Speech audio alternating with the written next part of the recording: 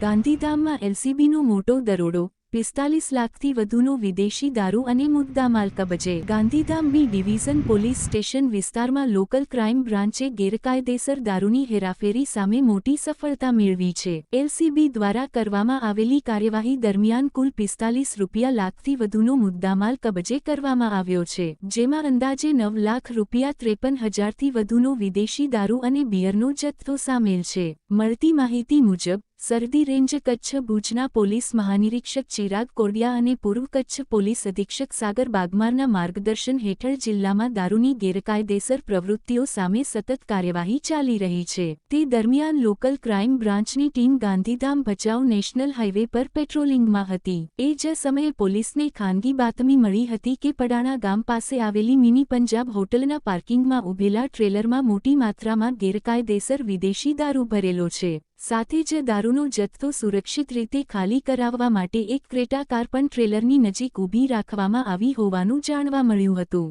બાતમીના આધારે એલસીબીની ટીમે તાત્કાલિક સ્થળ પર પહોંચી ટ્રેલર અને કારની તપાસ હાથ ધરી હતી। તપાસ દરમિયાન ટ્રેલરમાંથી અલગ અલગ બ્રાન્ડની 3,264 વિદેશી દારૂની બોટલો અને 2184 બિયરના ટીન મળી આવ્યા હતા। પોલીસે trailer, Creta car, mobile phone, રોકડ રકમ સહિત કુલ 45 લાખ રૂપિયા 16,000થી વધુનો મુદ્દામાલ કબજે કર્યો છે। આ કેસમાં પોલીસે 4 આરોપીઓને ઝડપી પાડ્યા છે, જેમાં ટ્રેલર ચાલક અને ક્રેટા કારમાં રહેલા 3 શખ્સોનો સમાવેશ થાય છે, જ્યારે દારૂનો જથ્થો મોકલનાર અને મંગાવનાર આરોપીઓને વોન્ટેડ જાહેર કરીને તેમની શોધખોળ તેજ કરવામાં આવી છે। આ સમગ્ર કાર્યવાહી લોકલ ક્રાઇમ બ્રાન્ચના પોલીસ ઇન્સ્પેક્ટર જે.એમ. વાળા, પીએસઆઈ ડીજી પટેલ અને એલસીબીની ટીમ દ્વારા સફળતાપૂર્વક પાર પાડવામાં આવી છે।